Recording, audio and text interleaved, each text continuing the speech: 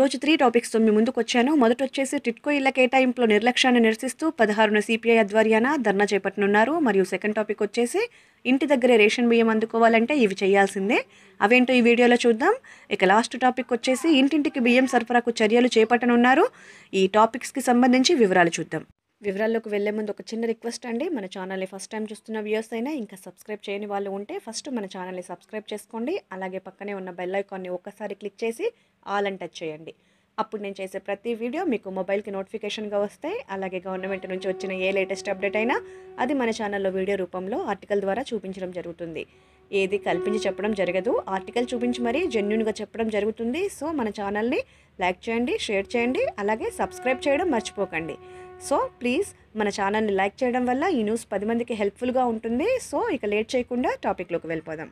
పైన చెప్పుకున్న విధంగా మొదటి టాపిక్ వచ్చేసి టిడ్కో ఇళ్ల కేటాయింపులో నిర్లక్ష్యాన్ని నిరసిస్తూ 16న సిపిఐ ఆధ్వర్యాన ధర్నా చేపట్టనున్నారు. లబ్ధిదారులకు ఇళ్లను కేటాయించాలని, లేకుంటే మేమే ఇచ్చేస్తామంటూ ఆర్టికల్ రావడం జరిగింది. సో ఆర్టికల్ చూద్దాం. గత ప్రభుత్వ హయాంలో నిరుపేదలకు నిర్మించిన టిడ్కో ఇళ్ల పంపిణీలో ప్రభుత్వం నిర్లక్ష్యాన్ని నిరసిస్తూ ఈ నెల 16న సిపిఐ ఆధ్వర్యంలో సత్యనారాయణపురం టిడ్కో గృహ సముదాయం వద్ద ధర్నా నిర్వహిస్తున్నామని సిపిఐ జిల్లా నాయకులు వైఎస్ భద్రం తెలిపారు. శుక్రవారం స్థానిక సిపిఐ కార్యాలయంలో సమావేశంలో మాట్లాడుతూ టిడ్కో ఇళ్ల నిర్మాణం పూర్తయి 2 ఏళ్లు గడుస్తున్నా తెలుగుదేశం ప్రభుత్వం కేటాయించిందన్న నెపంతో కక్షపూరితంగా లబ్ధిదారులకు ఇళ్ల పంపిణీ చేయకపోవడం అన్యాయమన్నారు. టిడ్కో ఇల్లు మంజూరయ్యాయన్న ఆనందంతో అప్పట్లో అప్పులు చేసి బ్యాంకుల్లో డిపాజిట్లు కట్టిన లబ్ధిదారులు అప్పుల పాలై అల్లాడుతున్నారన్నారు. ప్రస్తుతం కరోనా పరిస్థితుల్లో పనులు లేక ఉన్న ఇళ్లకు అద్దెలు కట్టుకోలేక సతమతమవుతున్న ప్రభుత్వం పట్టించుకోవడం లేదనే టీడీపీ నేతలు, వైసీపీ నేతల మధ్య రాజకీయ భేదాలుంటే వాటిని చూసుకోవాలని, ఇలా పేదల జీవితాలతో చెలగాటమాడడం సరికాదన్నారు. ఈ నెల 16న నిర్వహించే ఆందోళనలో సిపిఐ జిల్లా పార్టీ కార్యదర్శి బాలేపల్లి వెంకటరమణ, మండల పార్టీ కార్యదర్శి అడారి అప్పారావు, స్థానిక నాయకులు పాల్గొంటున్నారని, లబ్ధిదారులు అధిక సంఖ్యలో హాజరు కావాలని పిలుపునిచ్చారు. ప్రభుత్వం స్పందించి లబ్ధిదారులకు ఇల్లు అప్పగించకుంటే తామే అందజేస్తామని హెచ్చరించారు.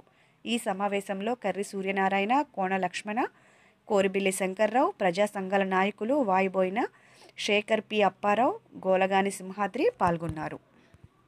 సెకండ్ టాపిక్ వచ్చేసి ఇంటి దగ్గరికే రేషన్ బియ్యం అందుకోవాలంటే ఇవి చేయాల్సిందే అంటూ టాపిక్ రావడం జరిగింది.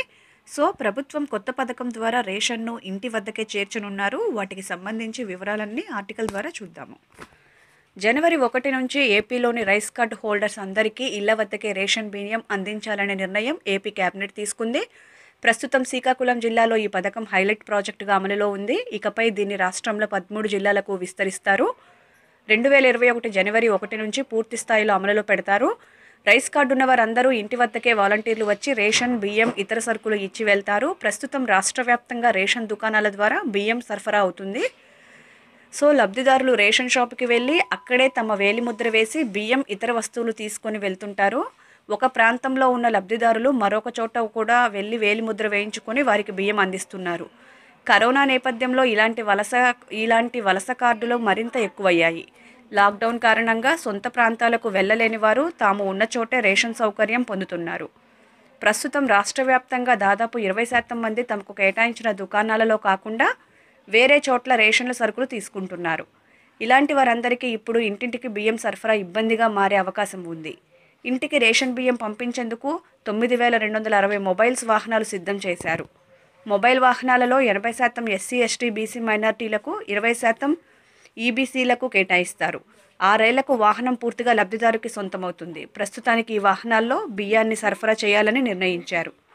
అయితే ఒకవేళ వాహనం వచ్చినప్పుడు ఆ సంబంధిత లబ్ధిదారులు ఇంటి వద్ద లేకపోతే తిరిగి అవి రేషన్ దుకాణానికే చేరుకుంటాయి. ఒకవేళ లబ్ధిదారులు వేరే ప్రాంతంలో ఉంటే అక్కడ రేషన్ దుకాణాలకు వెళ్ళి వాలంటీర్లకు ముందస్తు సమాచారం ఇవ్వాల్సి ఉంటుంది. అప్పుడు మాత్రమే వారికి రేషన్ బియ్యాన్ని ఇంటి వద్దకు తెచ్చి ఇవ్వగలరు.